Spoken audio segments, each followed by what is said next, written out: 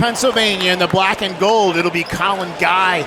Represents Quakertown High School, 182-11, two-time state champion, ranked number 3 in the country, and he is taking on Alessio Perentin. And we're going to get a quick stoppage here as the didn't get the clocks rolling. Clock wasn't going, but I'll continue with my introductions here as Perentin from Delbarton, New Jersey, 154-9 in his career, 3-time state champion, ranked number 5 in the country. Number 3 versus number 5 here to start things off. Not exactly a clean start with the scoreboard, but we'll get better from here. Hey, they took 10 seconds off it, so we'll call it even. These guys are so fun to watch. As you mentioned, Perentin going to Cornell, while Gaj, Virginia Tech. Gaj really scrambly, Gaj really tough in the top position, while Perentin just a powerhouse. Loves working out of this underhook. He's also a really big 160-pounder. His coach, Delbarton coach, who's in his corner right now, told me he's going to be really big by the time they wrestle this match, and I believe him.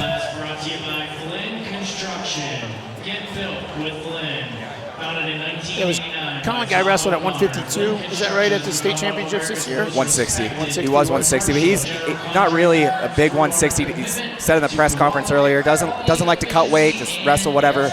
Feels good to him, and it's Perentin in on the low single, but as I mentioned, Gaj loves these scrambles. As you see him, it's like kind of a signature position that he likes to score out of. He'll hook that arm and take him through to his back, but officially going to give it a quick stalemate there.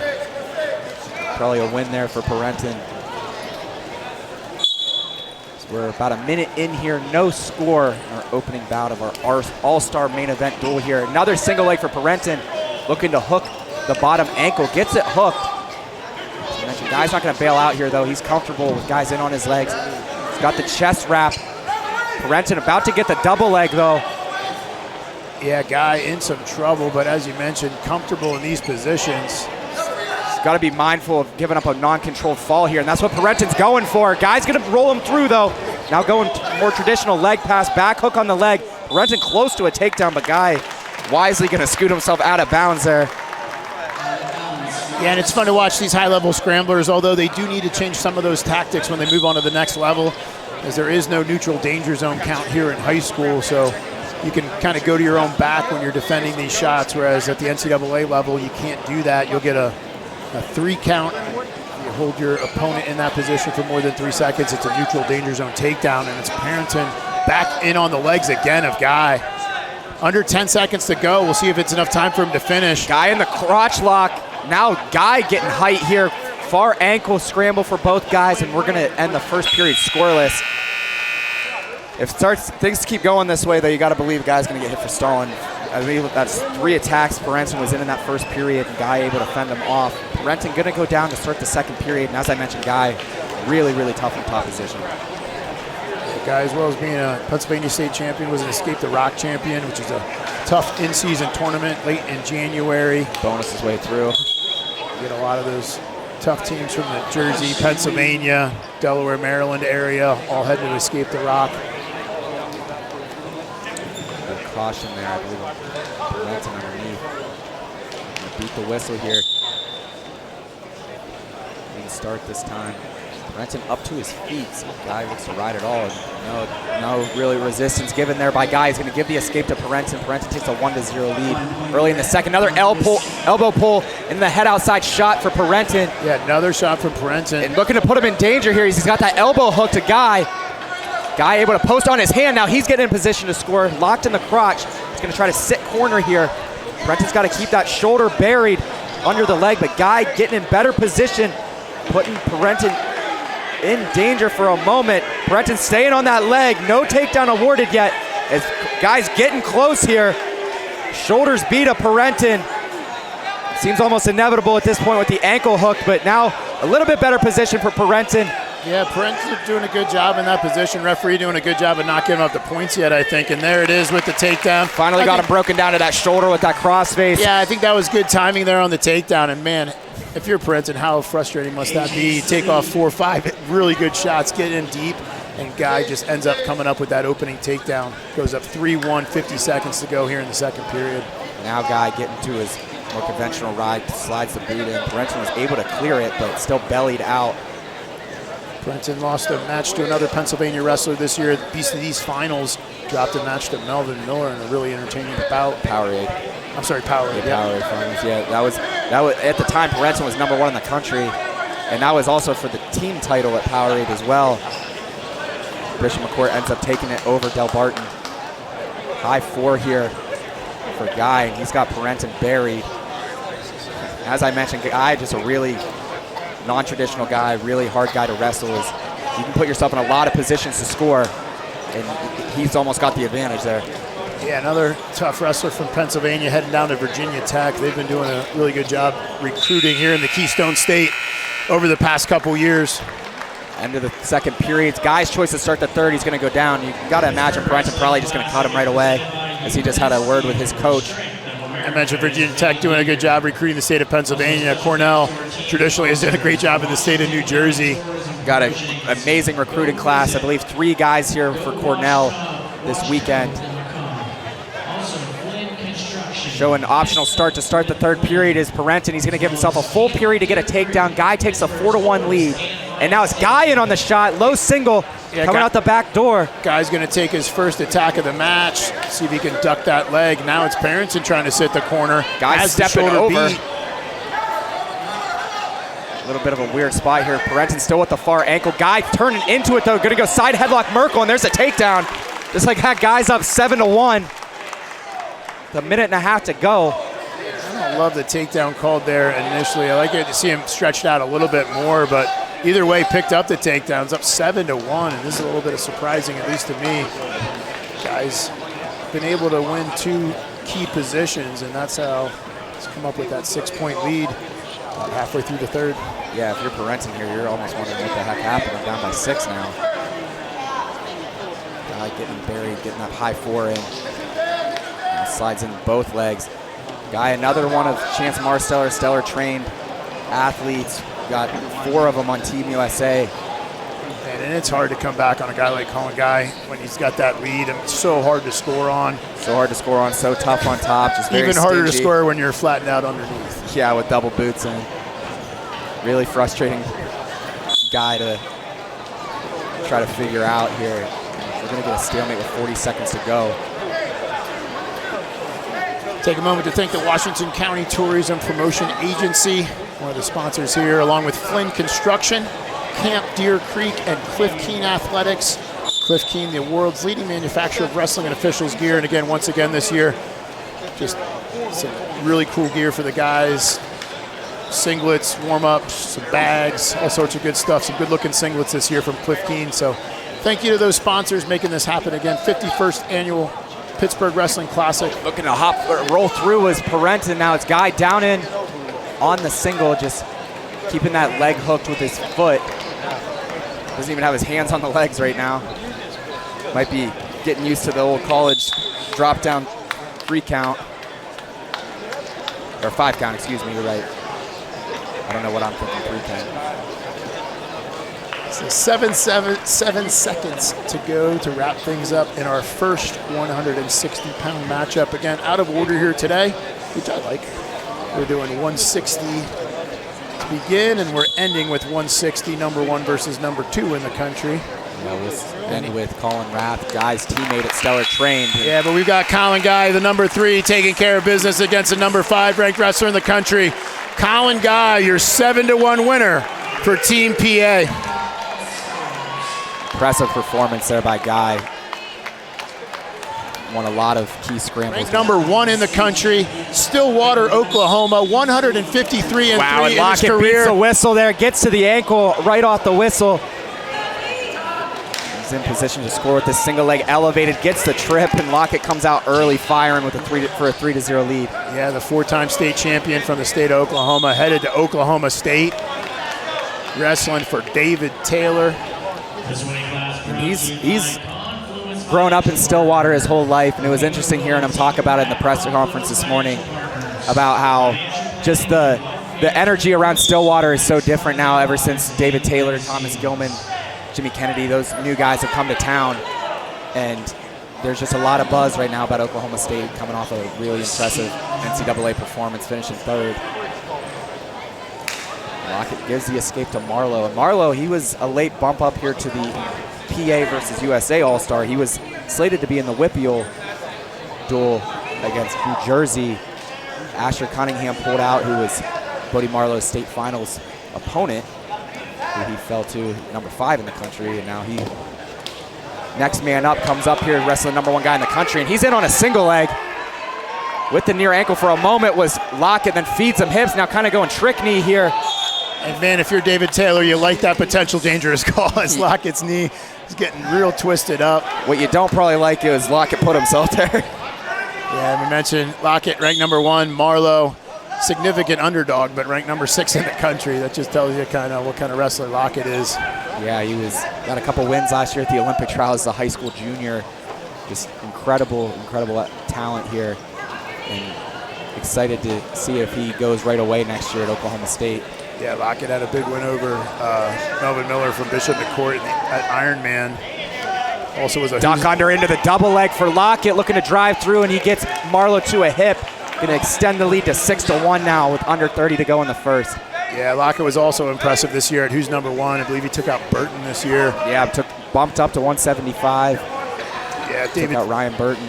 Obviously, David Taylor looking for Lockett to probably come in and make an immediate impact at the NCAA level. We were talking about in an earlier match just about how these freshmen are coming out right from high school, coming in as freshmen at the NCAA level and winning medals. These guys are prepared and ready for that next level. Yeah, just able to compete with highest level of college guys right away, able to compete with senior level guys while they're still in high school. It's just unbelievable. Lockett's going to choose down to start the second period, and it's Marlowe showing optional start. And I just noticed Lockett's actually wearing David Taylor's Magic Man, old Adidas combats.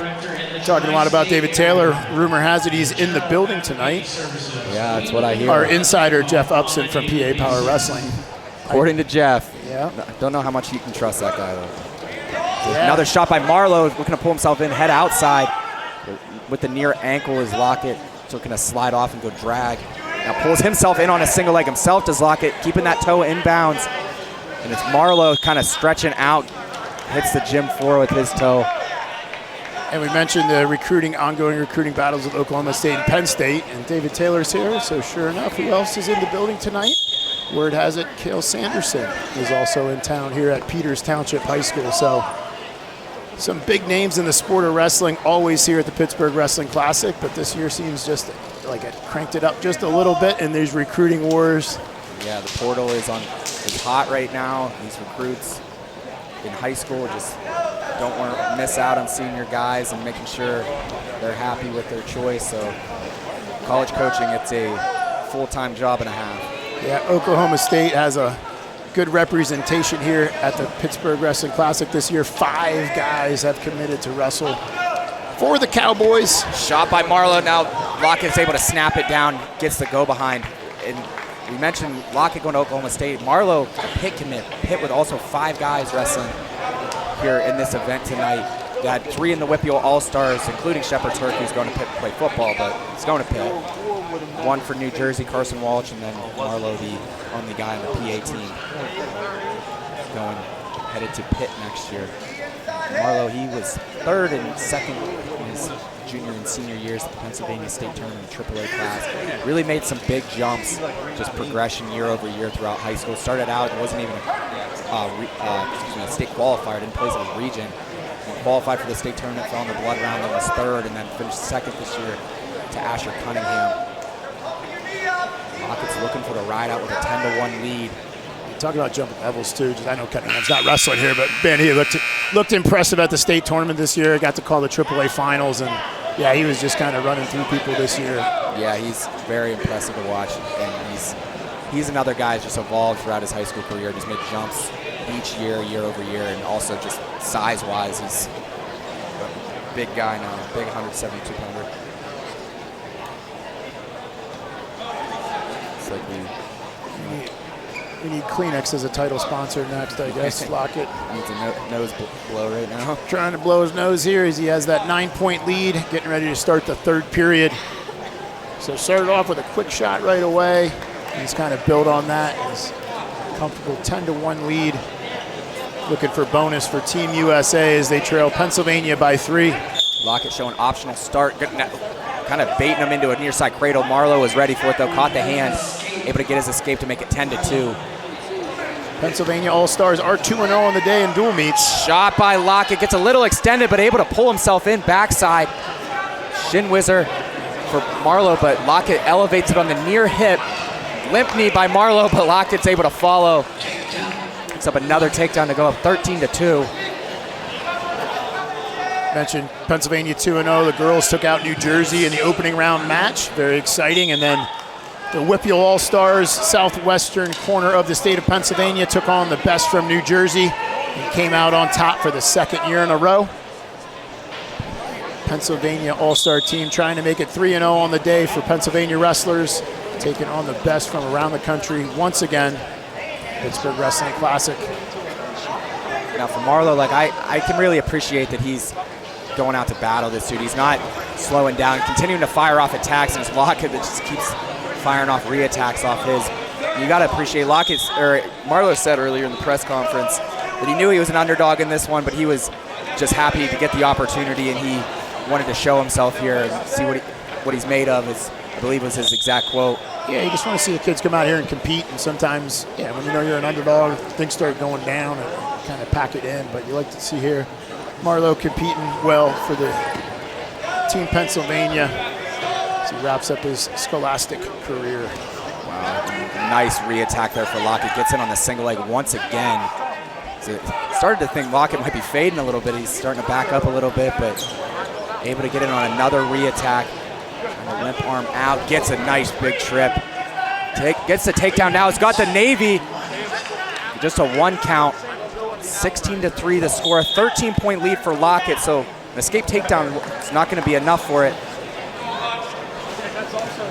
With just 27 seconds to go.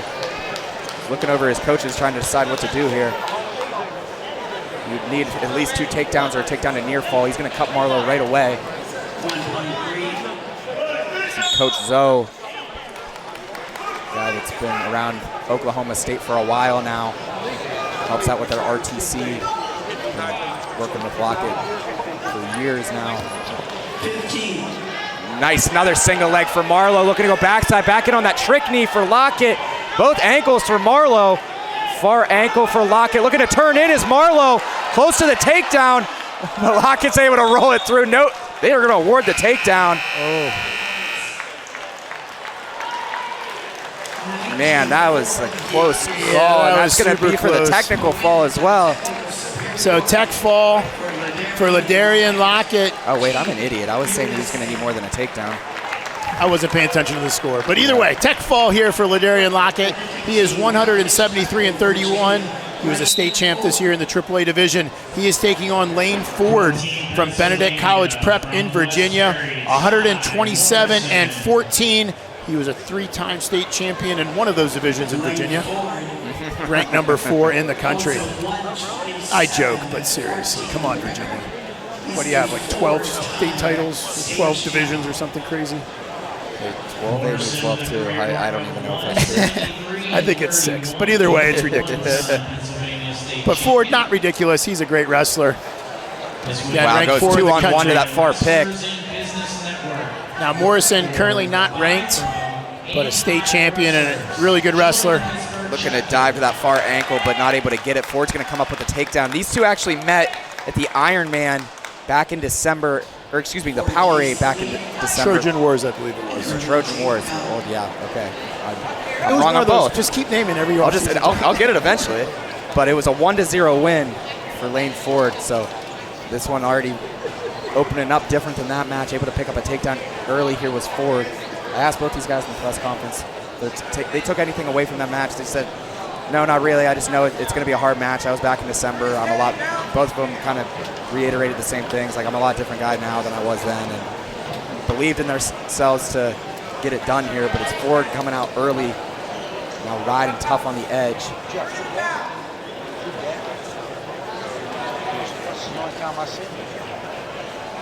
I mentioned Morrison wrestled for West Perry. Used to be two divisions in the state of Pennsylvania, AA and AAA. So West Perry was AA, bumped up to the big school division, AAA. He won his state title. For years and years, AAA was always the top dog, the big schools in the state of Pennsylvania, but that shift has kind of happened this year where I'd say the feature finals were actually AA, and that's thanks to a lot of those private schools in the state of Pennsylvania. Just say AA's back, AAA's dead. Just schools like Faith Christian, Bishop, McCourt. Just say it. I'd like to see some reclassifications and see them up there in the AAA division, but right now they are running through the AA. Some very talented wrestlers just on those two teams.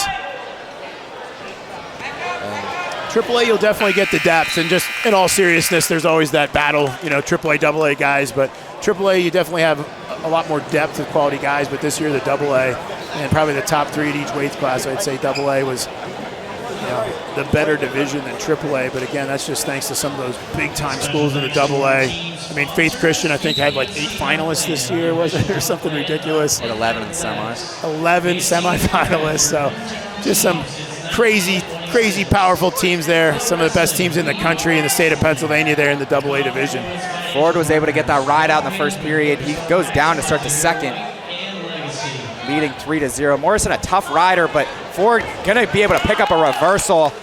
Man, it was kind of a half-hearted attempt to throw a leg in by Morrison. And that's gonna put him down 5-0 now.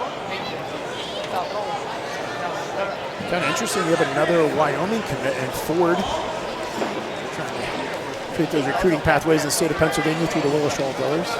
Wyoming picking up an All-American last weekend at NCAA's or 197 pounder. Ty Morrison headed to a Division II power Pitt Johnstown. Yeah, joining his brother Brad there. He talked about that. He said he got a lot of offers even prior to winning the state title this year from Division I schools. The only Division II school he gave any mind to was UPJ, but he said his brother has been so implemental in his success that he really just wanted to continue to train with him and have the opportunity to stick out his career at UPJ with his brother Brad.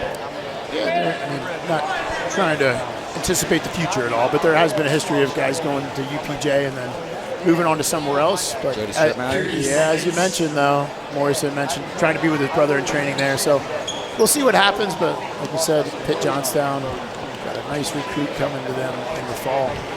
Ford is riding tough as nails right now. He's got Morrison buried with a cross wrist, just keeping busy on top. Not really any turn attempts coming, but staying very active while keeping Morrison flattened out on his belly. And we're coming down to the end of the second period. And if you're Morrison, you got to also be mindful of team score here. Obviously, you want to get yourself back in the match, but do you want to sacrifice giving up bonus points? And it's his choice to start the third. He's going to go neutral. And this is where Ford can start to open this one up. A takedown here would put him in bonus point territory, which could be huge for Team USA. Just the third bout of this duel. And Ford is pushing for it hard here.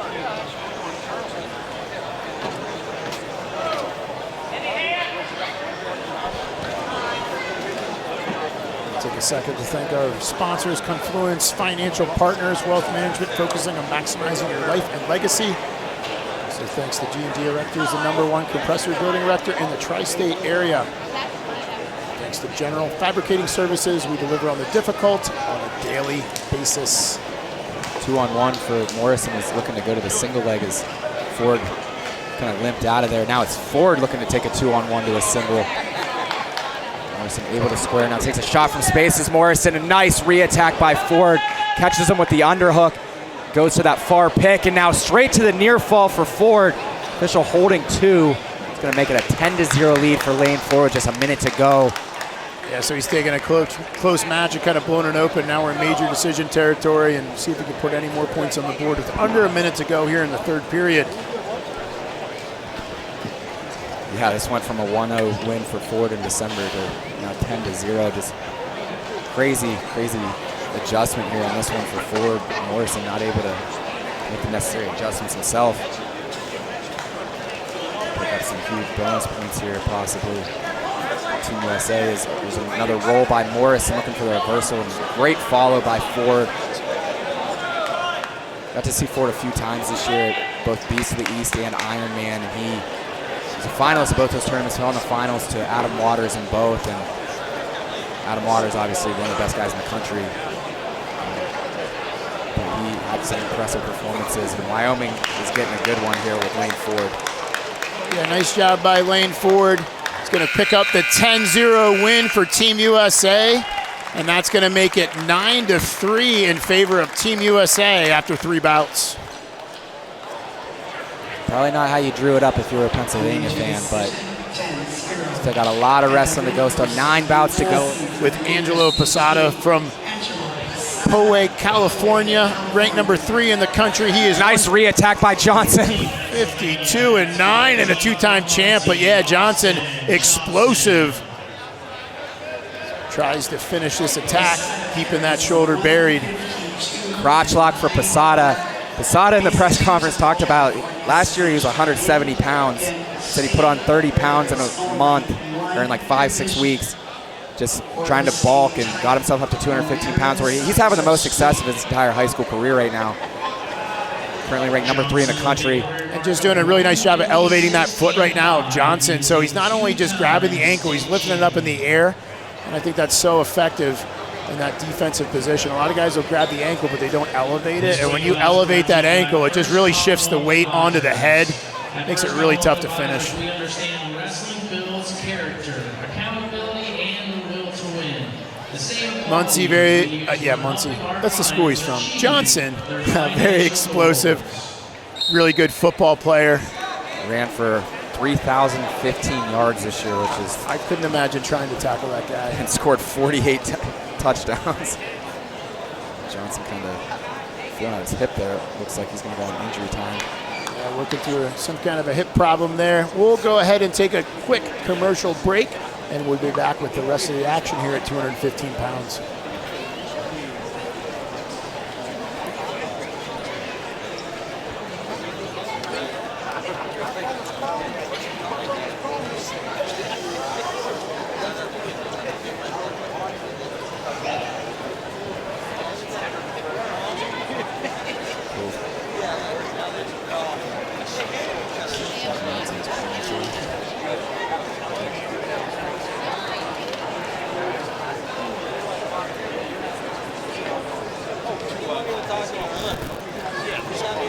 Stretching out that hip. Looks like he's going to be able to walk it off here. Special thanks to our team sponsors, Wrestlers and Business Network.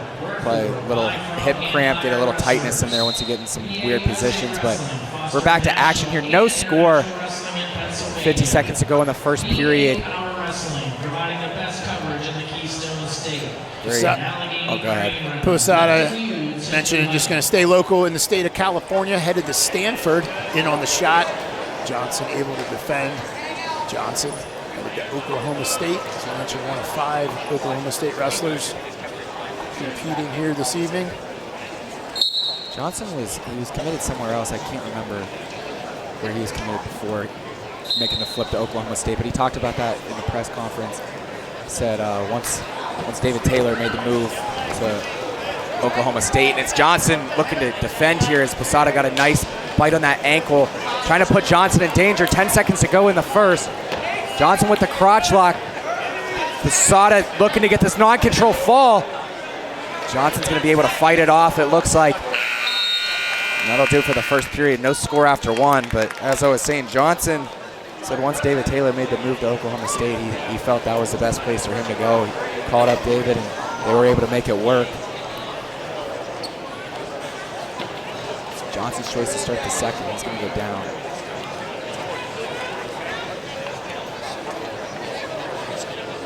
Johnson had a tough state finals opponent. Familiar guy, Lucas Lawler, another top 10 guy in the country. Defeated him both Powerade and the state finals by 3. Powerade semifinals being 8-5, and then the NCAA state finals with a late takedown out of kind of a high flyer attempt by Lawler. Won that one 5-2. Posada going to work on top with his half. Posada real long and lanky. Doing a good job of riding on top. Put good pressure on Johnson.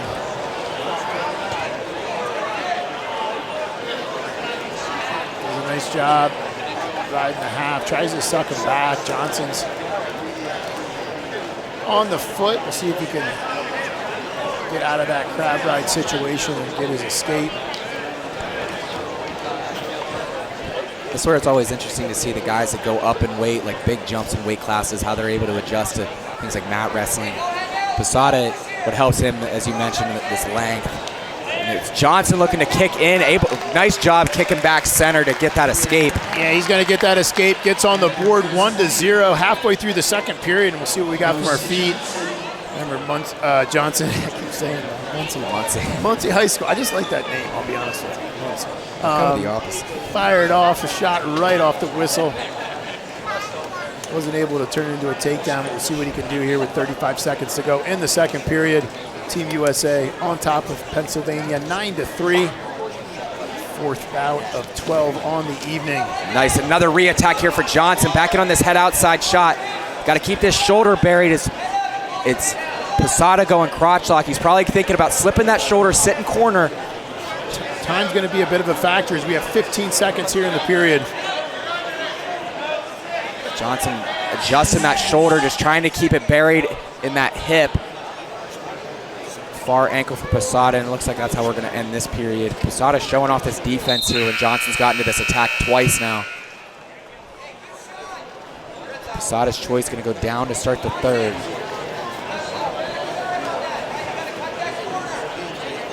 Marking range in the corner for Scott Johnson, right, a coach over at M2 Training Center, encouraging him. He's got to cut that corner when he gets that shot right away. Don't let Posada start sitting corner and crotch lock on him. You let Scott Johnson, Austin Johnson. Oh, did I say Scott Johnson? Man, we're both messing him up right now. Yeah. Scott Johnson, older brother of Austin, wrestler at Clarion. Yep. Smaller but older. Yeah, much smaller but older. There's the escape right away for Posada. That's going to tie it at 1. We got 1:50 to go in the third. So the other guy's able to capitalize on their opportunities. Another swim shot this time for Johnson. It's a re-attack for Posada. Almost had a bite on that leg.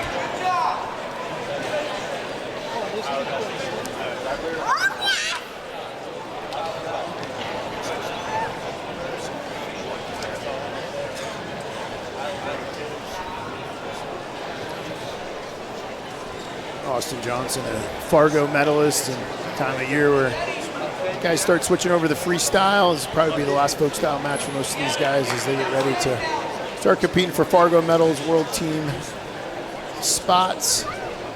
Exciting time of the year. You switch over to the calendar to freestyle and Greco. Yeah, I'd be interested to see who of these guys we'll be seeing at the U20 trials. Always a great event to watch. Wow, disappeared on him to Posada. Rolling is Johnson, though. I think that's a good hold by the official. No takedown yet. Johnson still with the ankle. Posada very close, though. Yeah, if he can scoop that foot, I think he might have Johnson's got to continue to wrestle here. He's able to pop it through. Wow. That's incredible just using some man strength right there. That is just pure power right there by Johnson to be able to pop that through. Went under the leg. And the fans show him the appreciation for that maneuver. He looked dead to rights. Yeah, he looked in big time trouble. Under 30 seconds to go. Shot by Posada. Go behind. Re-attack for Johnson. Back in on this head outside shot. Yeah, Posada sitting corner. Does such a nice job sitting the corner. Johnson continuing to scramble here. Passing ankle. Oh, now hipping in is Posada, and he's going to be able to get him. Wow. Incredible scramble. Posada's going to come out on top of it with under 10 seconds to go. Yeah, really entertaining scramble there to finish it. Hats off to both guys. Yeah, great matchup with top 10 wrestlers. Angelo Posada from California gets it done for Team USA, picks up the decision at 215 pounds, and that makes it 12-3 in favor of Team. So we move on to 285 pounds for Team Pennsylvania. We have Rowan Holmes from Somerset High School. 150-22. He was a state champion this year in the AAA division. He's going double unders right away. Yeah, trying to jack up those double unders on Rocco Delgado. He's from St. John Vianney from New Jersey. 131-12 in a career. He's a two-time New Jersey state champion. Ranked number 4 in the country. We have number 4 versus number 9. It's Holmes looking to bring him down. Now dropping down in the single leg. Delgado going chest lock and a roll him through, and they go out of bounds. Holmes with a couple opportunities there. Delgado, a nice little chest grab, gets himself out of trouble. They go out of bounds, so does a good job defending, and some good action here from the two heavyweights. Holmes, a fun guy to watch. He kind of a high flyer, lets it fly, and he won his state title this year over Mark Effendi in a Faith Christian Academy in probably one of the most dramatic ways possible. He was getting ridden out, trailing 3-2 with under 5 seconds to go. He was close to giving up near fall in kind of like a mousetrap situation, was able to limp his arm out, roll through, and came out on top of the position with a reversal with about 2 seconds on the clock to win his state title as a senior. He's headed to Lehigh next year, joining that just rich history of Lehigh heavyweights. Just picked up another All-American with Owen Treffin. Last week, he finished 5th at 285 pounds. Well, Delgado headed to Cornell, joining his older brother, Mikey there. It's their 197-pounder, I believe. Really strong class of 2025 recruiting class for Cornell. And they got 3 guys here. We already saw Perentin in our opening bout at 160 pounds. And we saw Jake Conroy earlier for the Whippeal team at 215 pounds. Yeah, good connection between Cornell and New Jersey. Always do a good job of recruiting the Garden State. There's plenty of tough wrestlers from the New Jersey area. Wrist control for Holmes, and that's how the first period's going to end. No score after an exciting opening flurry. I want to thank a few more sponsors in Mancini's Bread, your hometown team since 1926. Also, thank you to UPMC Health Plan, the official plan of Pitt Athletics. Thanks to FloWrestling, who not only pay our salary, but they also help bring on this event. And you'll find all these matches archived on FloWrestling.org. You can also check out some of those matches that happened earlier today. Pennsylvania taking on New Jersey, the women's match, and then the Whippeal All-Stars, which is the conference in the southwestern corner of the state, took out Team New Jersey also earlier this afternoon. Back to this double unders for Holmes. You see Delgado keeping his head in there, hands locked. Now looking to duck the arm as Delgado trying to come to the body. Holmes trying to go high flyer, but not going to work out for him. Delgado brings him down for the takedown to go up 3-1. He's going to cut Holmes. Doesn't really want anything to do with mat wrestling right now. Make it 3-2 in favor of Delgado. Yeah, there's two heavyweights that move really well. Yeah, not afraid to put themselves in kind of bad positions to take a risk. Another shot there for Delgado. Holmes going to get his hips on him on the line. Yeah, Holmes able to get one leg out. Leg pass for Holmes, but Delgado is going to be able to get that leg free. Wow. It's kind of impressive. He was going to say, showed some nice flexibility there to work out of that position. You often don't see that from the big guys. Turn into another takedown and a 6-2 lead. 45 seconds to go in the second period. Delgado, kind of an unassuming guy to look at. He's always kind of walking around, a little goofy, always smiling. But you can see he's a stud, man. Up 6-3 now with 30 to go in the second.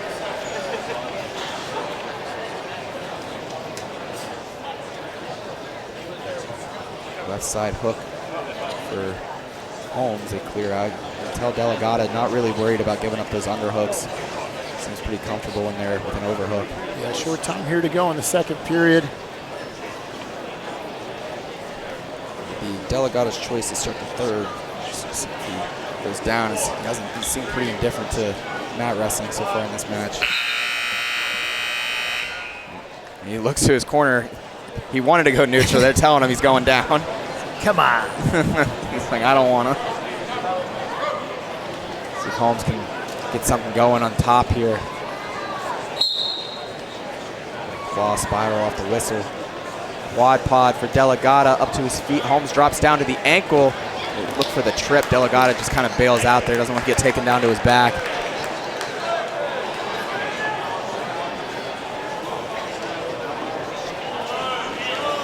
And if you're Holmes, you got to go to work on top or cut him as he trails by 3. Time's just ticking away. A potentially dangerous call. To the center.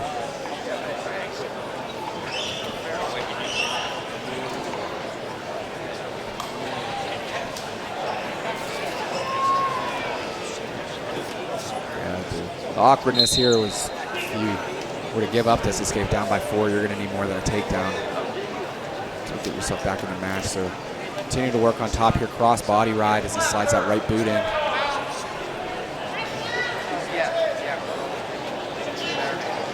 Quad pod once again is Delegata going to be able to get that leg out. Now controlling the hand, but Holmes able to bring him back down. Delegata seems kind of a little on the defensive right now. Doesn't want to give up anything, any kind of turn, so basing out a little bit. And there's the first warning on Delegata underneath. We get a stoppage for blood here on Delegata. And with this blood stoppage, we'll take a chance to take a quick commercial break, and we'll be right back with the last minute of the 285-pound weight class. The Pittsburgh Wrestling Classic presented by Bottom 101 to go here in the third, and Holmes has got a decision to make here now with just a minute to go if he believes he's going to be able to get himself a turn. But just like that, Delegata looking for a reversal as Holmes fell off. There's the escape. Make it 7-3 in favor of Delegata.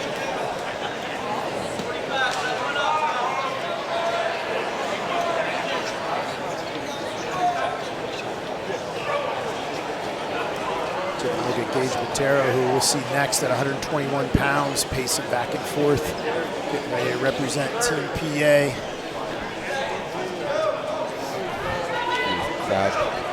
Somebody's yelling headlock. There's a shot, gets in low singled as Holmes. Crotch lock for Delegata. Trying to go under the leg, now switching head outside. Head in the knee now as Holmes trying to hook that elbow. Could possibly put him in danger here, but loses it.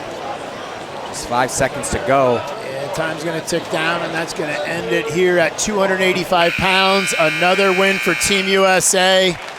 Rocco Delegata with the win for New Jersey and Team USA. And that's going to put them up 15-3.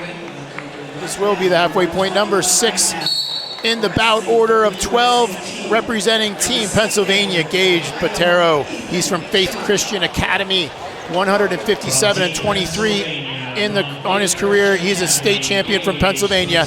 He's taking on Ethan Teamer. And he's looking to go mousetrap here. Back elbow hook, now going backside single leg is Botero. He's up to his feet.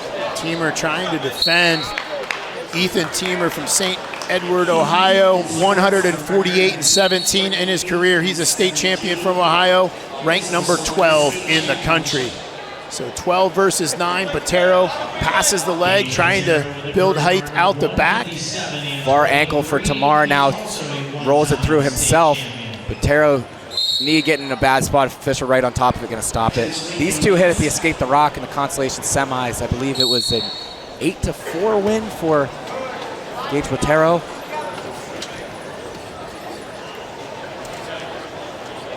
Botero 8-5. 8-5.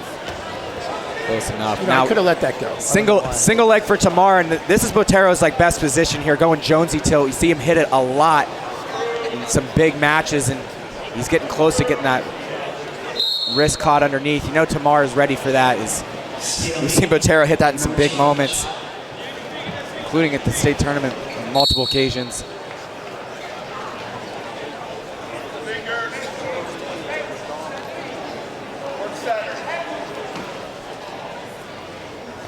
Botero fires a shot off. Nice fake out of the wrist tie. Now he brings it down to short offense. We're down to 30 seconds to go in the first period.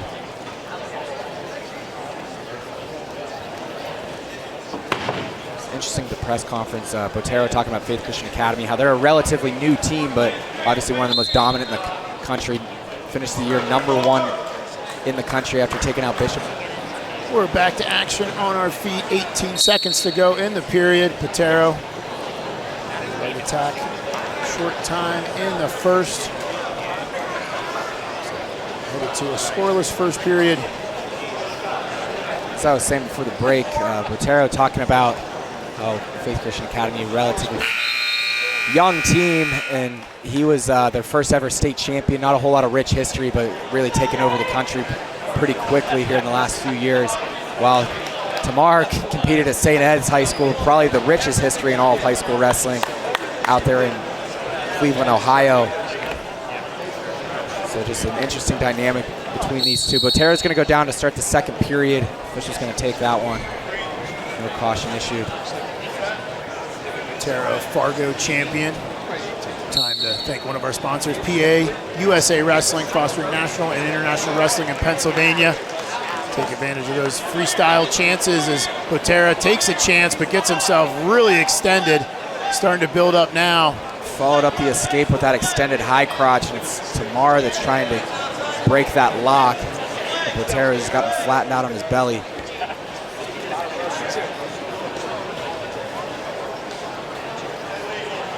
Botero's not going to be letting go of this leg anytime soon, but it's Tamar going crotch lock. Botero, great job of keeping the shoulder buried in the leg. Now he raises that hand up. We'll see if he tries to pass it over his head or just kind of stays here. It looks like he wants to stay here for a stalemate. Tamar continuing to advance the position, though. He's going to try to take him rolling through, possibly put him in danger here. Botero's got to be mindful not to get held on his back, but now he's in bad position. Is Tamar going to come up with the takedown out of that impossible to stop roll? He's going to go up 3-1 with a minute to go in the second. Just a great job by Tamar to navigate that position and come out with a takedown. Didn't think he was going to be able to finish the way Botero had his shoulder buried in the leg, but was able to scramble through it and pick up the takedown, first takedown of the match with 45 seconds to go here in the second period. You know, a lot of guys there, as Botero, he was just kind of hanging on for a stalemate there. A lot of guys would just be resigned to the stalemate. But he stayed persistent and riding tough now with under 30 to go. Be a huge ride out for Tamar. He's got choice in the third. I'd like to also thank Wrestlers in Business Network, work for, buy from, and hire wrestlers. Thanks to the Pittsburgh chapter of Wrestlers in Business. Dropping down to the leg is Tamar, and this is where Botero likes to go Jonesy. I was just going to say that. Got to be mindful, though, he's on bottom. Good position. 5 seconds to go in the period. Botero trying to kick away. There's going to be a warning on Tamar with 1 second on the clock. Could be a big warning there.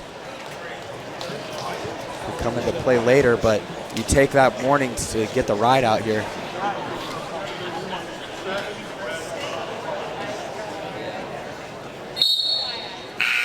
There is the ride out for Tamar. He leads 3-1 headed to the third, and he's going to go down. Botero here, probably just want to cut him, but Botero is a tough rider. He's got a couple turns in his pocket.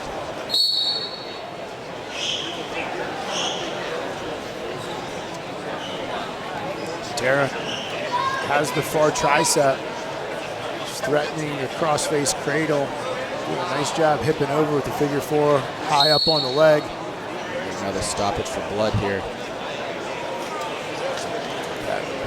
And we're ready to get back to action here at 121 pounds as we finish things up here in the third period with Botero on top.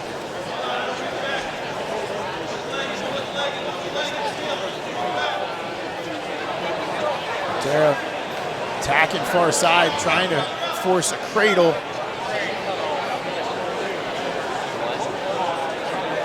Oh, and mouse traps him. He's getting swipes.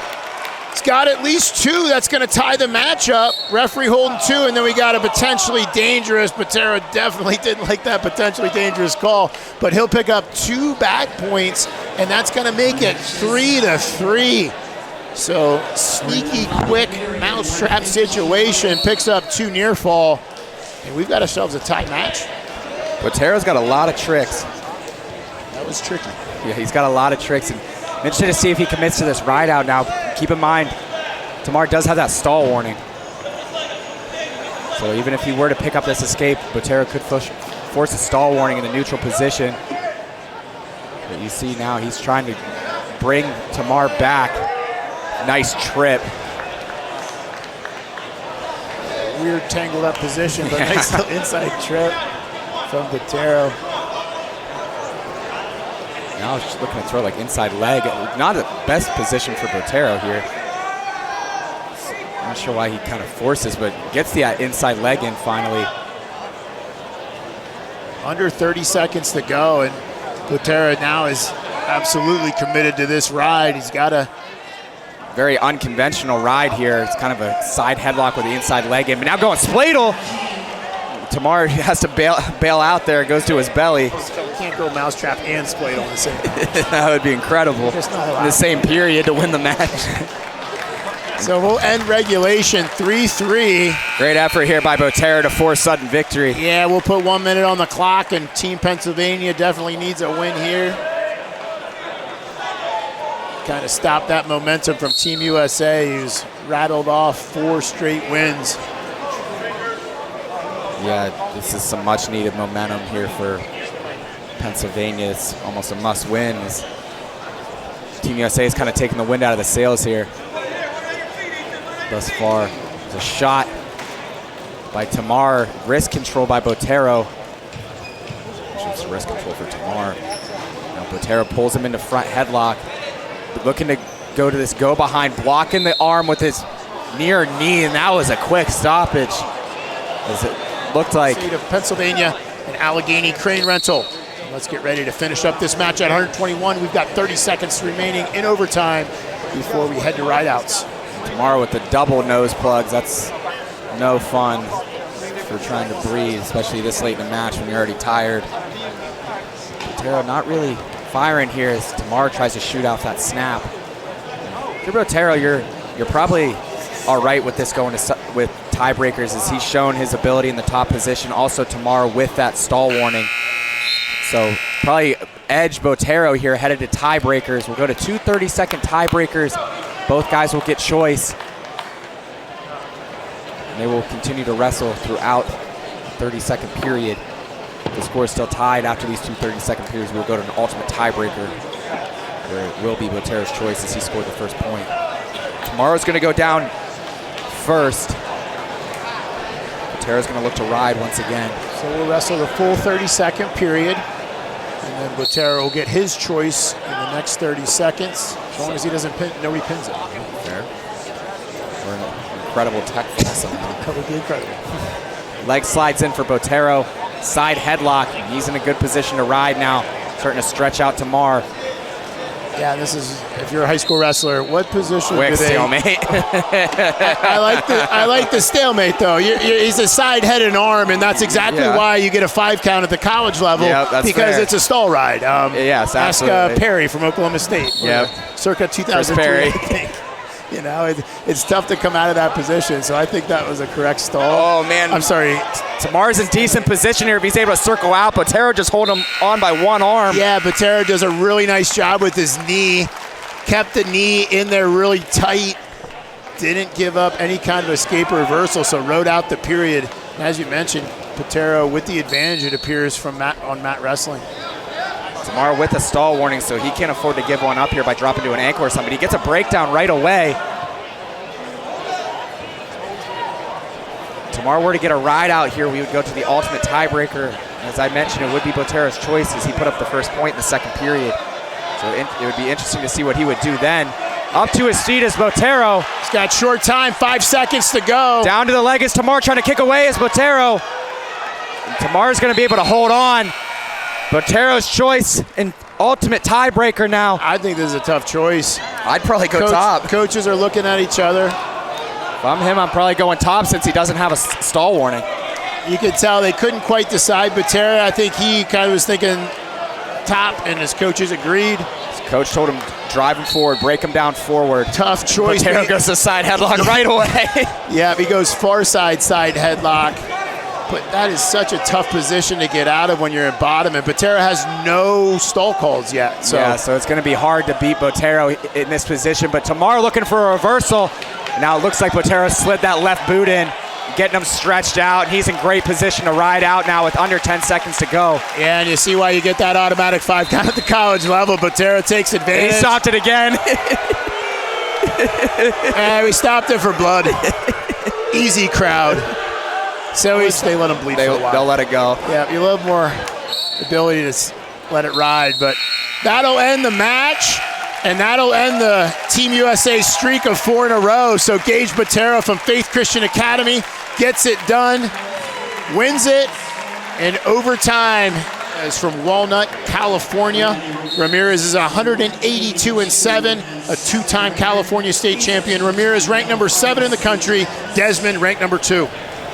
These two have met twice throughout their history. Once in freestyle, once in folk style. They were 1-1 against each other. This is a rubber match.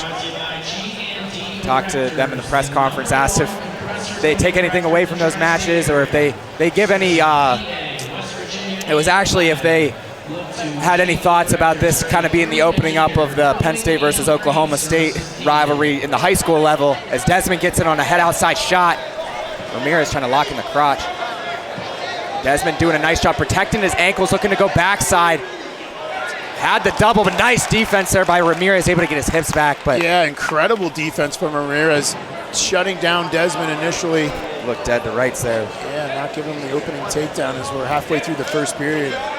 They're talking to these two about the Oklahoma State-Penn State rivalry. Ramirez said, yeah, it'd be great to get a win for Oklahoma State and kind of shut Penn State up. And Desmond said, no, that doesn't mean anything to me. You mentioned earlier both head coaches from those programs, Cale Sanderson from Penn State, David Taylor from Oklahoma State, both in the building here tonight.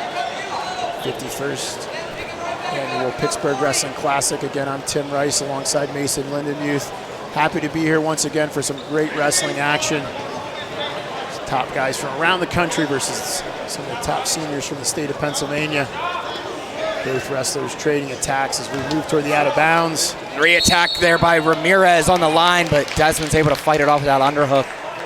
You had mentioned they split matches and styles. Ramirez won in freestyle 8-5 at the U.S. Open, while Desmond handled him in folk style. That was 2 years ago in 2023, but Desmond was up 14-0 and then pinned him at the Super 32s several years ago. But crazy still. We're under 10 seconds to go. Neither guy able to break through in this first period. A lot of offense from both guys, though, as Desmond's kind of stalking them. That'll do it for the first. Yeah, Desmond's missed a lot of action this year. He was an Ironman champion and has been out the rest of the season, I think. Ironman was the last time he competed, is that right? Yeah, he suffered an injury. Talking in the press conference, nobody really knew what was going on with him. Nothing really came out. Really didn't get word from head coach Cornell Robinson, who's in his corner right now, of what was going on, just that he wouldn't be back. And Desmond said he could have came back if he wanted to, but it wasn't worth risking his future health and the rest of his career to kind of rush back just to try to get Sam a few more points at the national preps. He said that just wasn't worth it to him. But Desmond has had an interesting career. He started out in high school at Bethlehem Catholic. His first 2 years won 2 PIAA state titles, and then transferred to Wyoming Seminary, won the national prep title in a big upset over #1 Leo DeLuca last year. And then this year, obviously, as we mentioned, not able to compete at the preps. He took the 1-0 lead early in the second. He's still firing off. Ramirez has some quick re-attacks. Desmond shoots him out of bounds. Desmond's kind of all over Ramirez right now. Yeah, Desmond shooting him right off the mat. He has his foot on the gas pedal here at 127 pounds and not even waiting for the referee to blow the whistle. A little bit too much. Yeah, but with Ramirez's style, like that's where he can get you. It's just being over pursuing him. And as I say, that misdirection for Ramirez, he's in split for Desmond.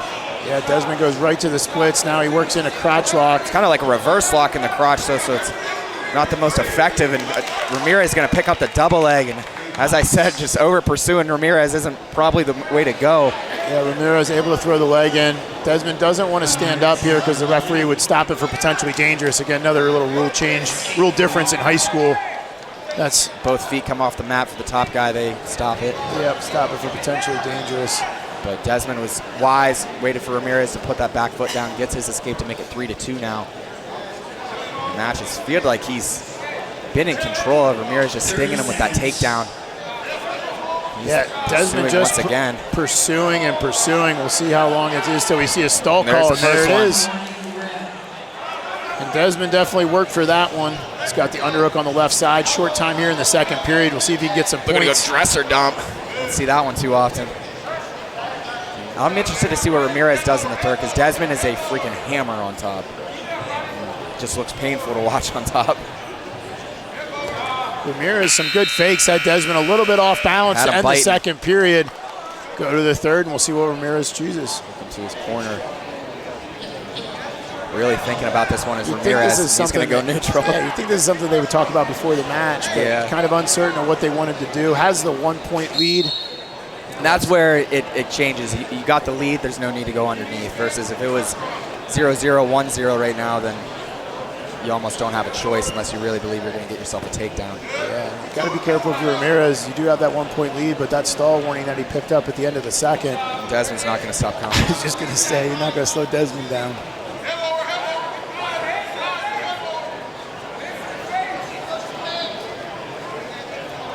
Desmond joining his former Wyoming Seminary teammate, Luke Lillidahl. Penn State starting 125-pounder. Will be joining him next year at Penn State. Be interested to see how they shift the lineup there. As Ramirez back in on this same shot, head outside. Desmond goes back to the split position. Desmond was not able to fend last time. Ramirez in good position again, gonna pick it up once again. Yeah, very similar position and a same result as Ramirez picks up another takedown. Desmond's going to come up to his feet with hand control. Ramirez should probably cut him here rather than give up a stall warning. It's going to make it 6-3 now with the escape. 50 seconds to go. Desmond's going to need a takedown to tie this one. Ramirez with that stall warning. Kind of incidental if you don't give up the takedown. You can afford to give up a couple warnings here, but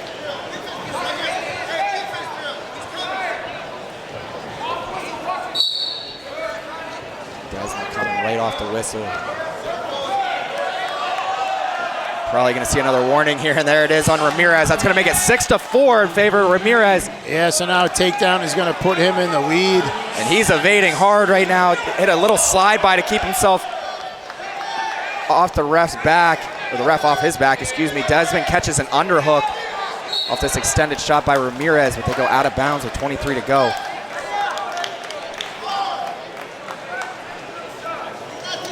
See future teammate with Darian Lockett cheering on Ramirez, trying to push him to this victory. 2-point lead, 15 seconds to go. Probably gonna see another warning here soon on Ramirez as he takes a shot. Desmond just not able to get himself in clean, and there's another warning on Ramirez. It's gonna make it 6-5. And this time Ramirez able to get himself back in bounds. Toe on the floor for Desmond as he tries to dive over, and that's gonna do it. 6-5 decision for Ronnie Ramirez. He wins the rubber match against Nate Desmond. He's gonna put Team USA up 18-6 now. Yeah, up 18-6 with just 5 remaining bouts. Botello from Wyoming Seminary, which is in Pennsylvania, but he is from Massachusetts. He is 111-21, 3-time prep national champion. Ranked number 6 in the country. Yeah, Botello actually a teammate of Nate Desmond, who we just saw competing for Team Pennsylvania, but originally from Massachusetts. I asked him if that's weird or anything. He's like, no, not really. Like, we're still warming up together and everything. So yeah, so Nate Desmond is from Pennsylvania. That's why he represented them, even though he wrestles at SEM. Botello giving Massachusetts some love. Near arm far leg for Seidel, and Botello, you can see, just looks like an absolute horse, showing why. Showing off some of that power, able to fight off that near arm far leg by Seidel, which is probably his signature attack. Yeah, Seidel ranked number 3 in the country, 3-time Pennsylvania state champion. Went for 4 this year and came up a little bit short. Yeah, took on the challenge of number 1 Jax Forrest after getting nearly majored by him in the Midwinter Mayhem finals back in January. Decided to stay up at 133 pounds, take on that challenge. And probably what is the best Pennsylvania state final, at least I've ever seen. And nice drag to the single leg backside double for Seidel. And he's probably in his best position now on top. Yeah, you mentioned very entertaining for the Giant Center crowd this year in Hershey. Seidel, final score wasn't indicative of how that match went. It was really back and forth. Seidel definitely had his scoring opportunities. And you talk about some potential fleeing the mat calls in that match. There is some opportunities for Seidel to definitely get some takedowns. But great wrestling by both wrestlers. Forrest came out on top. But a lot of people have a lot of respect, even more respect for Aaron Seidel after he went ahead and tried to do that. And this is what he was known for. His freshman, yeah, that freshman and sophomore year, he took a lot of guys to tech falls with that cross wrist tilt. He's just added to his arsenal as he's gotten older. And as I mentioned, 206 wins, which is the state record in Pennsylvania for the number of wins. I forget how many falls he, something like 106 or something like that. 108 falls. Which is insane. 45 tech falls. 108 falls in his career. 34 forfeits as well. That's kind of wild. I wouldn't want to wrestle. Botello's going to go neutral to start the second period. You can't really blame him after being underneath him. But yeah, Seidel talked about the transition he kind of made after his sophomore year. Knew he had always relied on his top game and that cross wrist tilt and could beat up a lot of the guys he was better than with it. And knew he had to get better on his feet, and he's really addressed that in the last couple years. And won a Fargo title, Super 32 title, just really jumped levels. And he's a Virginia Tech Hokie commit. That's a big get for them. Another stellar trained guy as he goes right back to that drag single leg. Botello pushing on the shoulder, trying to create distance between him and Seidel, but Seidel's going to go back. Seidel will pick up another one to go up 6-0. And Botello's not a guy that gets beat on like this, so this is very, very impressive by Seidel. Yeah, both these guys had a chance to wrestle Jax Forrest this year. Botello got majored, and as you mentioned, Seidel with a really tight one in the state finals. Seidel, big-time commitment for Virginia Tech. Again, we mentioned earlier in the broadcast, Virginia Tech's been doing a really good job of recruiting the state of Pennsylvania, and they got a good one in Aaron Seidel. Botello also headed south next year, going to North Carolina, wrestle for Coach Cole. Yeah, we already saw Colin Gaj pick up the first win tonight in this duel over Alessio Perentin. Him and Seidel are going to be roommates next year at Virginia Tech. They said they're excited about it. Both stellar trained guys. And Chance Marceau, as we mentioned, the guest speaker last night at the banquet here for this event. And he gave Seidel his own special shout out. He was like, respect to Aaron for taking on that challenge, staying at Jax Forrest's weight, even though he could have went to any other weight and he would have won his fourth state title. He took on that challenge head on, and Chance has a lot of respect for him for it. Chance Marceau, a four-time Pennsylvania state champion, undefeated in high school. Kerry Colad, I believe, only two undefeated wrestlers in their high school career in the state of Pennsylvania. Got close with a couple other ones. Spencer Lee, Gavin Teasdale. Spencer just with the one, I think Teasdale with two. Got a short time to go here in the second. And Seidel's choice to start the third. Looks like Coach Rusty Wallace in the corner. Going neutral. Representing Northern Lebanon High School. I'd say a lot of matches start all three periods in neutral. Again, I'm Tim Rice alongside Mason Lindenmuth, 51st Annual Pittsburgh Wrestling Classic. Another great event this year, nice as always. Foot fake by Seidel. Got Botello to bite on it, just wasn't able to catch that leg on the single. Shot by Botello, another counter score opportunity for Seidel. Seidel never in boring matches. Always likes to get out there and compete. It's Botello in, he's got his hands locked. High lock here on the single leg. Seidel trying to fight the lock here, now brings it down to the mat. Head outside though for Botello, and this is where he's good. Backside now, wow. Seidel just kind of stepped right out of that, made that look easy. Almost like uncontested by Botello.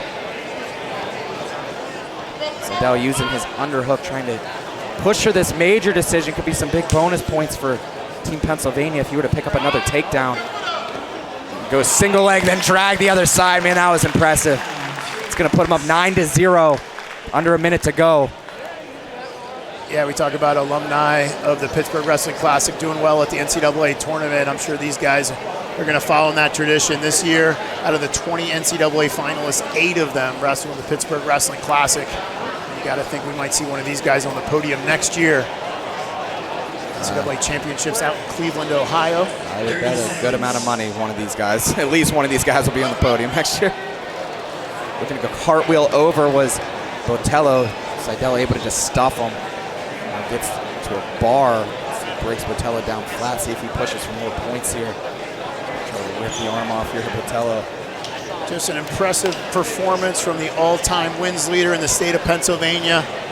Aaron Seidel looking for more points here as the clock ticks down. Just a one swipe for Seidel. But he'll still pick up the major decision. Aaron Seidel, your number 3 ranked wrestler in the country, looks impressive in his major decision win.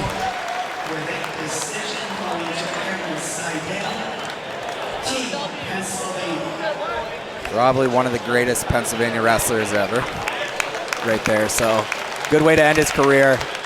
And Perry Surgical Associates. So many great sponsors here at this event as we get moving with 139 pounds for Pennsylvania. Tahir Parkins from Nazareth High School, 152-12. He is taking on Sergio Vega from Sunnyside, Arizona. Vega, 140-2 in high school. He is a 4-time Arizona State champ. And we're getting action right away. Parkins in on the single leg, and this is where Vega just makes matches gritty. He gets in all really slimy positions, just leg passes. I really like that. Parkins, he was trying to pass that leg, and Parkins was just doing a nice job of just scooting. Didn't give up the leg pass, and we go out with no points and a nice, fun little scramble to start things off at 139 pounds. These two hit at Super 32 in the semis. I believe Vega was leading 7-1 and picked up a fall, but I don't think that one's going to go that way this time. Parkins has really, in my opinion, jumped levels throughout the season, really developed. Parkins dominated this year at the Pennsylvania State Tournament. Tech-falled all his opponents and was the outstanding wrestler in the AAA division. I don't know how you get much more outstanding than all Tech falls. As he gets on that leg again. I guess you could pin it. Some people argue Tech fall is more impressive. I think it is more impressive. It just doesn't score as many team points. Parkins, ranked number 4. Vega, ranked number 3. Parkins, a 2-time state champion. Vega, as I mentioned, 4-timer from Arizona. Vega. Another shot for Parkins off that slide-by attempt by Vega. Vega kind of feeding him hips and sliding off here. And Tahir's kind of picking his spots here. Like, he's getting in on these legs, but he's not engaging so much to where he's getting himself caught in a nasty scramble. Just about to mention Vega, another Oklahoma State commit. Yeah, we got 5 here this weekend. Parkins going to head to Rutgers and wrestle in the Big Ten. Pretty decent division at the college level, they say. And the first period scoreless. A lot of action there. Parkins in on all the attacks. Vega able to stymie him for now. Parkins going to go down to start the second. Thanks to Mark Billett, taking great pictures again this year at the Pittsburgh Wrestling Classic, donating his time. Sailing off underneath as Parkins trying to get hand control here. Vega just staying heavy. Parkins up to his feet, going to get that escape. Takes a 1-0 lead. Talking to Parkins during the press conference. Earlier on in his career, he's always been really good as he's in on another head outside attack. Has the double leg. Crotch locked for Vega. And Vega's not done here. So now he's got far ankle. Gonna go back to crotch lock, maybe pinching the knee. Now he's in on the double leg. Parkins just gonna have to bail out here. Yeah, Parkins got his leg caught in. Now able to get his leg free as Vega controls the position. He looks to lock up far side cradle. As I was saying, Parkins, he was in a lot of close matches.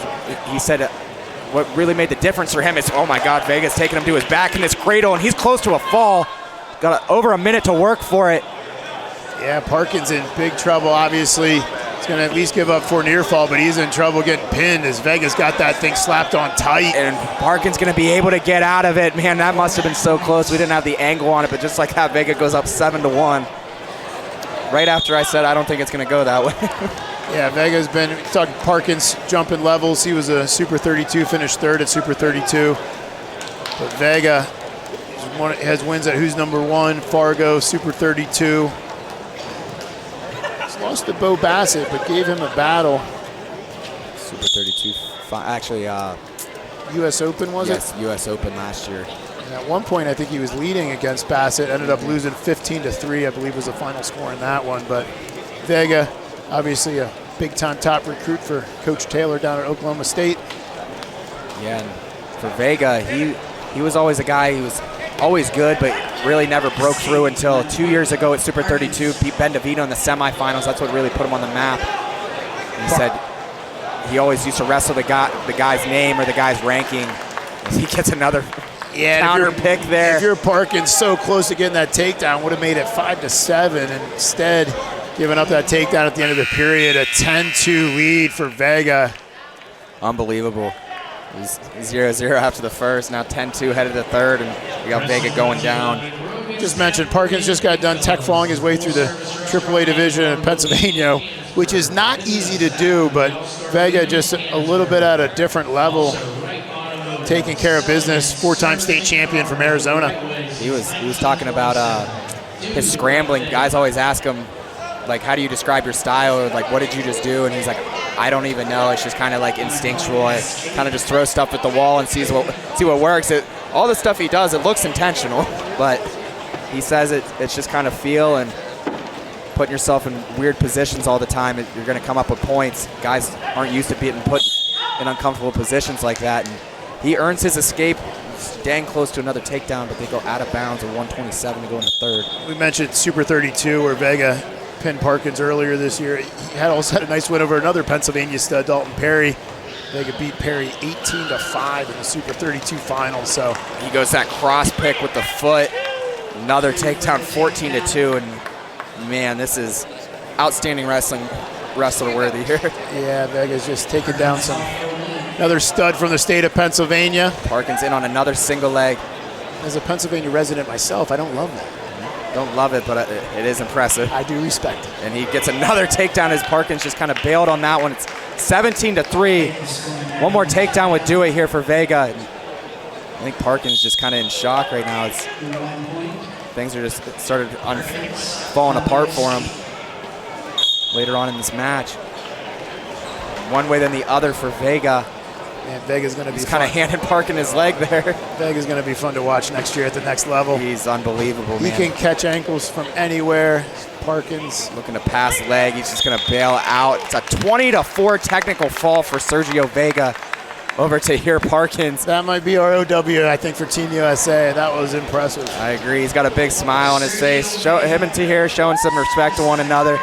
Man, Sergio Vega's a First time he is ranked number 4 in the country, and he is taking on Nikati Zinkin, number 2 in the country from Clovis, California, 126-9 in his career, 2-time state champion in the state of California. And Zinkin, just a reminder, in California, there is only one division, all of them together. Nikati Zinkin, tough wrestler from the state of California, trying to get it done here at the Pittsburgh Wrestling Classic. Eden Sment's another guy we saw really jump levels this year. Ranked top 10 in the country, I do believe. He picked up his first state title this year, but his first 3 years in Hershey finished third, and third. Talking earlier, he said he was more nervous in his semifinal than his final. He ended up picking up a win over Dalton Perry 1-0 in that state final, who's former Pennsylvania state champion and headed to Penn State next year. He won that one 1-0 in the finals, but he said he was more nervous for his semifinal to kind of break the curse of punching through to the finals than he was in that final. Yeah, you mentioned Perry heading to Penn State. Cement also heading to a Big Ten school, heading to Michigan. Michigan often don't feel like they got nice a lot of snap and re-attack there on the backside double for Cement. That was slick. Yeah, nice job by Cement. Again, headed to Michigan, going to be a Wolverine future Big Ten matchup as Zinkin has committed to Nebraska. What a national tournament Nebraska just had. Unbelievable. Finished second in the country. I mean, Penn State wasn't Penn State. They would have probably been national champs this year. Just impressive performance, but tough to compete with a school that has 10 All-Americans and, 2 national champions? Nebraska brought 9 guys to the tournament, had 8 All-Americans, and their 9th guy lost in the blood round, Lenny Pinto, who was seeded to All-American. Unreal. Any other year, that's going to win you a national title, but not the way Penn State's been wrestling in recruiting here the past 15 years now. Yep, just about. Down to 15 to go, and Cement, really tough rider.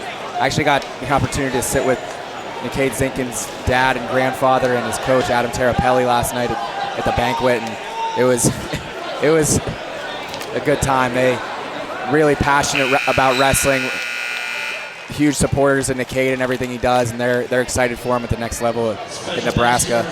So Cement will take that takedown and that 3-point lead into the second period. Looks at his coaches and is going to defer choice. Again, we're looking at number 2 versus number 4 in the country.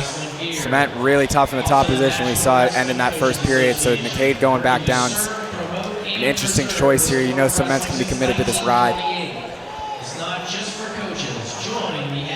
Coach Terapelli, former national champion for Illinois, is in the corner for Zinkin. Said his dad he's banned from getting within 20 feet of the wrestling mat anytime Nikkei wrestles. And I asked his dad if that was true, and he's like, yeah. Doesn't let me get close.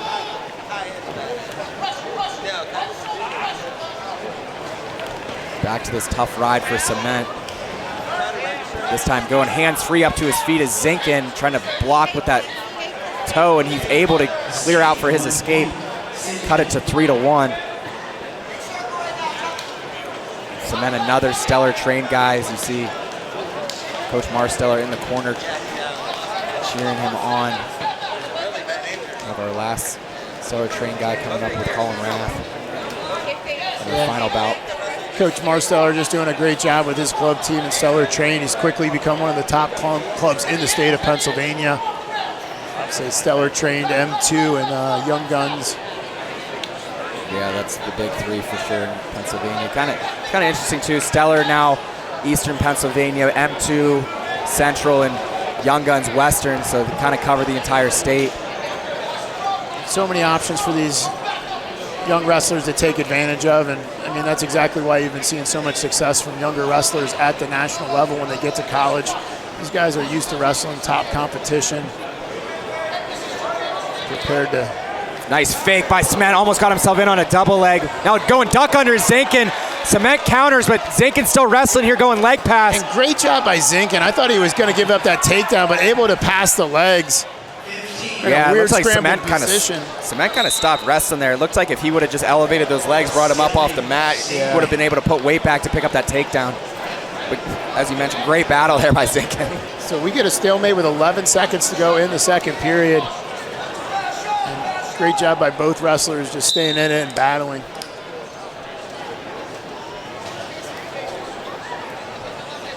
Cement's choice to start the third. You gotta imagine he's probably gonna go down. He's doing the little smell my hand to Cement, and they kind of laugh and give each other a pat in the back.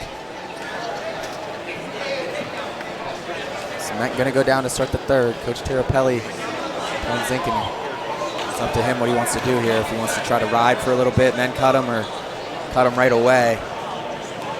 I'm more of a cut him right away kind of guy, especially if I know I don't really have a chance of turning the guy. But we saw Gage Patero was able to pull that off earlier. Cement's going to get his escape in just 10 seconds, extend his lead to 4-1. Yeah, and Pennsylvania needs this match to keep their hopes alive, what slim hopes they have left. Again, 3 remaining bouts. They need some bonus. Pennsylvania will have to sweep and get some bonus in there. They trail by 13. There's a heavy club there by Cement, so Zinkin kind of give him a look.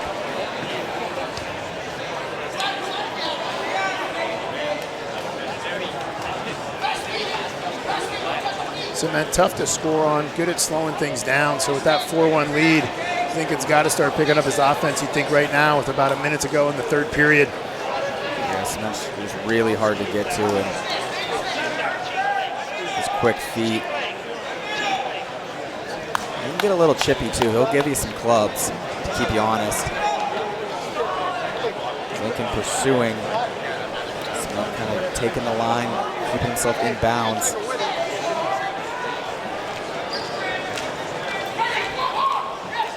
Another club there. Cement's not shooting, he's just swinging. Yeah. He's got his back to the out of bounds. Another shot attempt there for Zinkin, but re-attacked by Cement, and they were out of bounds there. As we've mentioned throughout the broadcast tonight, high school, you got to have that point of contact in bounds. Zinkin's legs were up in the air over the line, but in high school, that's out of bounds. Yeah, so they adopted a lot of different college rules this year in high school. Nice single leg for Cement. He's looking to ice this. Doesn't really need to finish this here. Just a good time waster. See if he does look to finish. You're Zinkin, you just got to try to create something here. Go leg pass. Nice patience there by Cement. Zinkin's still able to fight it off. Yeah, I was going to say, if you're Cement, you got to be a little careful there. Got to kind of aggressive trying to get that takedown. 5 seconds to go. He's going to be in good shape to finish this one off and keep Team Pennsylvania's hopes alive. Yes, meant no stall warnings. There's this. Oh, that was his second one, actually. So that's going to make it 4-2, the final in favor of Eden Cement. Picks up a win over number 3, Nikkade Zinkin. Puts 3 more points on the board for Team Pennsylvania. That's going to cut it to 23-13. Thomas Jefferson High School, 166-14. He's a 2-time Pennsylvania State champion. He is taking on Daniel Zepeda from Gilroy, California, 3-time state champion, ranked number 1 in the country. And Shaw on the attack, nice picks up the opening takedown.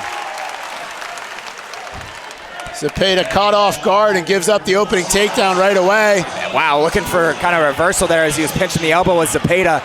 And Maddox Shaw, man, when he comes out firing, he's one of the best guys in the country, no doubt. He talked in the press conference earlier that some of his friends, they give him crap and say he peaked when he won a Super 32 title last year. And he said, I don't want that to be what people think about me. Like, I want to go out there and I want to fire. I want to put on a show. So coming out here early, showing that to this whole crowd here. Yeah, you mentioned Super 32 title. He was number 1 in the country for a while. Currently ranked number 10, as we mentioned to start, but I think a much better wrestler than actually 10th in the country. Yeah, beat Landon Robideau for that Super 32 title, who we'll see in the next bout against Colin Rath, who's currently number 1 in the country. Zepeda, most known for his battles he's had with Bo Bassett. 1 and 2 against Bassett. They met a couple years ago, who's number 1, it was Zepeda winning by fall. Then they hit again. Who's number 1 this year, and it was Bo Bassett winning kind of handedly, I believe 5 or 6 point decision, and then they hit again in the Super 32 finals, and it was Bassett in overtime. Great series between those two, and Zepeda's not a guy that'll back down to anyone, has a lot of skills, typically pretty hard to score on. Shaw was able to blow through early on that one. Zepeda shoots him out of bounds. Yeah, it was at that Who's Number 1 event. Bassett was definitely focused on that match. He had lost to him the last time he wrestled, and there was definitely a hometown crowd feel at Bishop. A lot of Bishop McCourt people there at Pitt Johnstown. And he put on a show that night, really took it to Zepeda, but as you said, Zepeda able to come back, make it a really close match at Super 32. So some great wrestlers, some great bouts, and we're looking for a great matchup here as Shaw takes that 3-1 lead into the second period. I can see Bo Bassett right across, right behind the Pennsylvania coaches in the stands right now with his dad and his 2 brothers, Melvin and, excuse me, why am I drawing a blank? Keegan Bassett, his younger brother.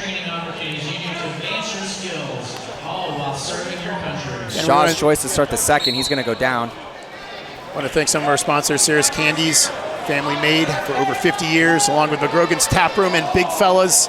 Again, so many great sponsors here at the Pittsburgh Wrestling Classic. I'm Tim Rice alongside Mason Lindenmuth.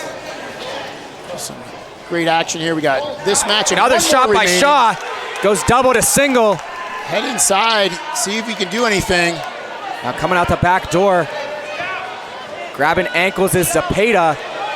Shaw's going to try to hook this bottom leg. Official watching that knee. And hometown crowd didn't like that. They don't care about Shaw's knees. They want to see the points on the board. We want points for Pennsylvania. Shaw looking good, though. Currently up 4-1 as they just go under a minute 30 to go in the second. Zepeda's starting to open up a little bit now. This is where Shaw can get a lot of guys once they start opening up on him. This is where he gets in on his doubles. But Zepeda in on the single leg. Switches to head outside, looking to step his hip over to the far side. Yeah, did a nice job of stepping over both legs and picks up the takedown. So he's going to tie it up 4-4.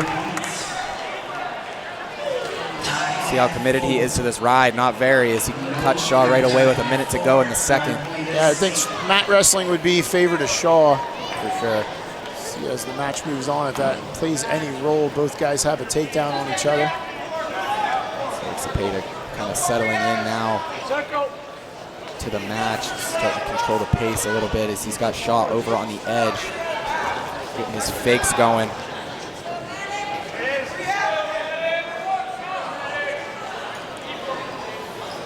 Thomas Jefferson High School, close to where we are here at Peters Township High School. So there's some fans in the stands cheering on Shaw. Yeah, 3 guys in this event for Thomas Jefferson. He had Shepard Turk, Brody Marlowe, who we saw earlier in this duel, now Maddox Shaw. Zepeda wanted a stall warning there on Shaw. I think he should have got it. As he kind of just backed right out, and he was on the line for About 40 seconds there. Now, I mentioned the hometown crowd here in Pennsylvania rooting on Shaw. That's going to change for him next year as he heads to the Ohio State University, becomes a Buckeye. We got 5 seconds left in the period. Zepeda looking to finish here. Chest lock for Shaw, and he's going to be able to fight it off late in the period. It is Zepeda's choice to start the third, though. He's going down. So I mentioned Shaw headed to Ohio State in the Big Ten. Zepeda going down to Coach Pop down at NC State and joining the Wolfpack. See if Shaw commits to this ride at all. He is pretty tough in the top position, but Zepeda up to his feet right away. Mat return for Shaw. He's able to follow Zepeda on that kind of roll. Yeah, these guys got to stop spiking themselves on their heads. Yeah, I don't like that. Kind of scares the crap out of me. Either way, got the escape, tied it up, 5-5. Here we go. 1:38 to go in the third, and we're going to have an entertaining finish here at 152 pounds. Second to last bout of the evening. Thanks to Wright Automotive, selling and serving cars the right way since 1927. Also, thank you to Wrestling Mart. Visit WrestlingMart.com for full range of wrestling gear. You got to imagine Shaw's probably going to get warned here soon, as he's been kind of taken to the edge several times now, trying to circle in that time. The referee is defying you. He's saying, watch how many times they can go out, and I will not call them. Just because you said that, watch this. See if Shaw's able to kind of get a little bit momentum back in this one. It's been Zepeda kind of taking control, but Shaw goes double to single once again, coming out the back door. Got to protect his ankles better here as Zepeda controlling ankles now. Yeah, and I think if you're Shaw, you got to start running the corner and stop trying to come out the back door. He's got to do is when you start going out back door, push your feet forward, drive yourself to your butt so guys can't grab ankles. Yeah, trying to get to that seated position. Really feet out in front of you. Another legs. Shot for Shaw, this time looking to sit him. Yeah, doing a nice job with head position. Leg pass, crotch lock for Zepeda. This time Shaw in better position to hook that bottom ankle. He's got it hooked. Now we'll see if he can start climbing up that foot. He's either got to push the knee off or try to wrap it and sit up and get to like a double position. He's got to look to continue to improve on the position so he doesn't get stalemated here. 20 seconds to go. Yeah.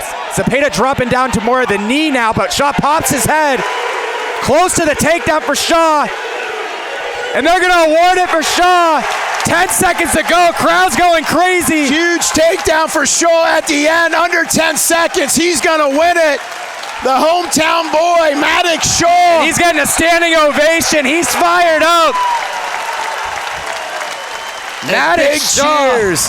Maddox Shaw, yeah, gets it done for Pennsylvania. 8-5 decision. Takes out the #1 guy in the country. Yeah, that is going to ice it, though, for Team USA, but a big win for Pennsylvania and Maddox Shaw against #1 Landon Robideau from St. Michael, Albertville, Minnesota. He is 283-6 in his career. That's crazy. 4-time state champion. That's a lot of wins. That's like 3 careers. Yeah, #1 versus #2. As I mentioned, the dual meet locked up. Team USA is going to come out on top. But we are in for an exciting match, #1 versus #2 in the country. Robideau's been really impressing me ever since the fall. Just jumped levels. He's put on a lot of size, looking really jacked. But Rath, we have not seen him since Super 32. He joined that EAP program out in Colorado Springs at the Olympic Training Center. Deferred his senior year. Has been training out there with Jaden Cox and a lot of other senior level guys. Training freestyle, getting ready to move on to college. Missouri next year. So excited to see the progress Rath has made in the last 6 months. Yeah, you mentioned out of the Olympic Training Center with Jaden Cox, and that might have been the connection he needed or made to head to Missouri. Robideau looking for a short drag now, looking to pull a single leg in over on the edge. Nice work on the edge by Robideau. Yeah, was able to toe that line. Now looking to get to the far ankle. He's going to get it. Great work there by Robideau. Takes a 3-0 lead early in this first period. Robideau, our final Oklahoma State commit. As we mentioned, 5 of them here tonight. It's our first Missouri commit. It's a good one for Missouri. Rath, a 2-time Pennsylvania State champion. Learned as a sophomore and a junior. And Actually beat Colin Gaj for his second title last year. Those guys training partners ever since they were like 8 years old, they said, and wrestled tons of times. Rath was able to get the better of Gaj last year, and we saw him pick up a big win to open up this duel. His 1 year on the path to his state title, he took out 3 Pennsylvania state champions, Mac Church, Pearson Manville, and Dalton Perry to win a state title. That was actually Gaj who beat Church, but he was at the weight up. Oh, I'm sorry. But he did beat Church that year. You're right. He beat him in the duel that year. Bumped up in the duel at Team States that year. That was a crazy win. Down to short time to go here in the first period. Robideau leads 3-1 after the first. It's his choice to start the second. He's going down, no question. Also has Coach Zoe in his corner. RTC coach helped at Oklahoma State for a while now. Competed, I believe, for France on the international scene for a long time. Robideau gets his escape early here in the second. I want to thank U.S. Steel helping put on this event along with FloWrestling. Inaugural draft is happening in Atlantic City on July 21st. Robideau. That was impressive, just the speed on that one. Kind of faked and then went backside. Rath looking for the reversal, just going to pick up the escape to cut it to 7-2. But Robideau just kind of disappeared on Rath for that second takedown. Yeah, that was some good quickness, but from the #1 ranked wrestler in the country. Also, thank you to National Wrestling Coaches Association, working to serve, promote, and preserve the sport of wrestling since 1928. It's not just for coaches. Join the NWCA. Again, thank you once again to all these great sponsors. Just a great charitable organization here at the Pittsburgh Wrestling Classic. They've been doing it now for 51 years. Another great event this year. Again, I mentioned already, but 20 national finalists at the NCAA tournament last weekend in Philadelphia. 8 of those 20 guys all represented here at the Pittsburgh Wrestling Classic at some point over the last couple years. This event always has some of the top wrestlers in the country around the state of Pennsylvania. Just a great event they put on every year. It's been another great one this year in 2025. Definitely looking forward to next year already, but we need to finish things out. Robideau, 7-2 lead, 45 seconds to go here in the second period. Robideau continuing to attack, man. Just hasn't really been threatened by Rath to this point. Impressive, he's staying in the offense. Yeah, he saw some blood on his shoulder. Not sure what that's from. Got bit. Don't throw that out.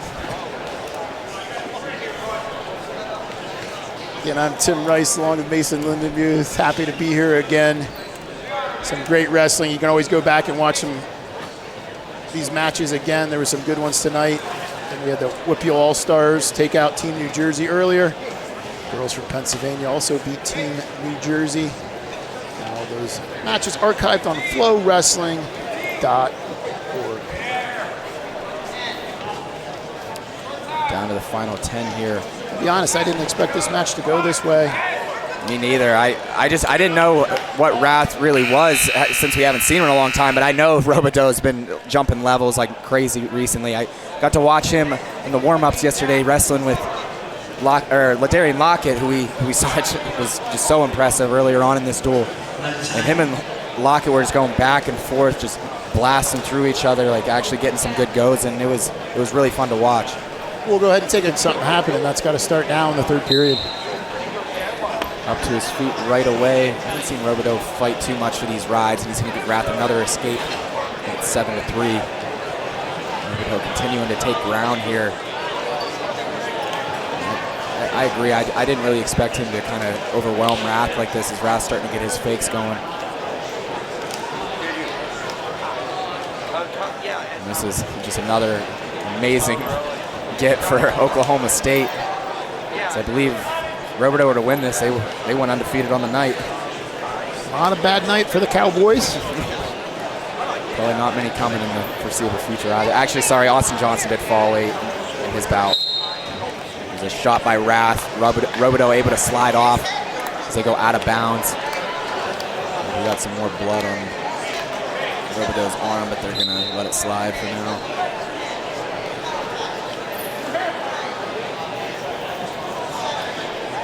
Down to 110. Rath's going to need more than a takedown here, so he's got to start firing, but Saw Robideau's speed and quickness on his re-attacks. Just Robideau just controlling center. a whole lot of weaknesses for this guy.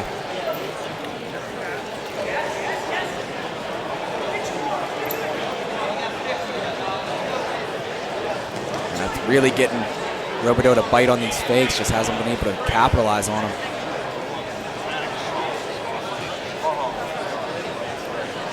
Underhook for Robideau, probably just trying to slow Wrath down here as he looks to fire off a single leg re-attack attempt for Wrath, but Robideau's gonna get the go behind. We're gonna go on more blood time, it looks like. Wrath now bleeding out of his nose as well as his shoulder. He's got that look of disappointment on his face as 30 seconds to go in the match, trailing by 7. We'll go ahead and take another commercial break and be back to action shortly.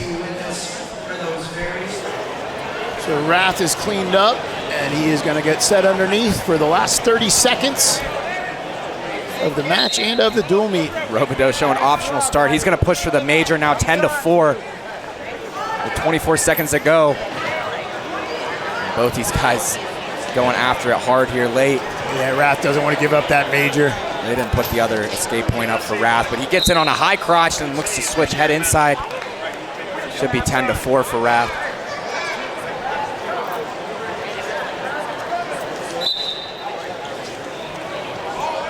Or 10-4 for Robideau, excuse me. Robideau almost gets in on another attack. Wrath able to stop him in this front headlock with short time to go. It's a 4-time state champ from Minnesota getting it done. Landon Robideau from Minnesota, #1 ranked wrestler in the country, is going to win it 10-4 as a final. And we will finish up with a final score of 27-16, I believe.